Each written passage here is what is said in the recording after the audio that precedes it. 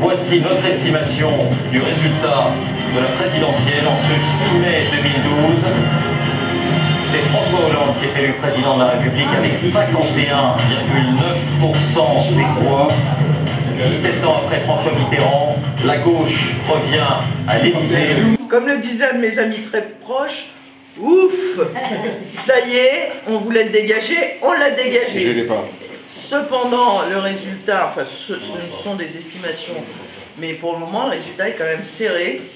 Donc ça, c'est quand même un peu problématique que Sarkozy fasse quand même autant après ces 5 années épouvantables que nous avons vécues sous cette présidence vraiment médiocre et qui a attaqué tout ce qui fait la solidarité dans ce pays, les services publics, la santé, enfin vraiment c'est inacceptable.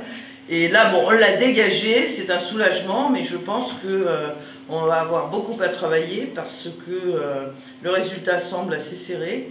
Et de toute façon, nous, on a fait notre devoir, c'est-à-dire qu'on voulait chasser Sarkozy, on y a contribué très fortement, mais ce n'est pas notre programme, ce n'est pas l'humain d'abord et la rupture que nous prônons avec le capitalisme qui aujourd'hui a gagné les élections. C'est un programme social-libéral.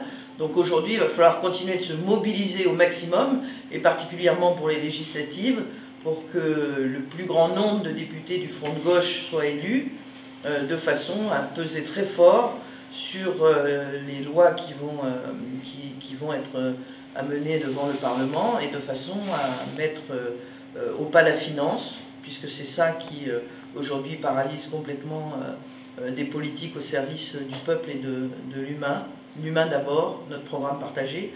Donc je crois que ce soir, bon, une certaine satisfaction, un ouf de soulagement, mais aussi toute la responsabilité qui pèse sur nous, militants du Front de gauche, pour faire une campagne législative qui apporte le maximum de voix aux candidats dont j'ai l'honneur d'être, pour essayer de vraiment qu'il y ait un nombre de députés extrêmement important du Front de gauche au Parlement, pour pousser Hollande et son équipe et son gouvernement pour et proposer des lois qui soient véritablement au service du peuple. Voilà, donc c'est un appel à la mobilisation générale de tous les camarades du Front de gauche, quelles que soient nos formations politiques.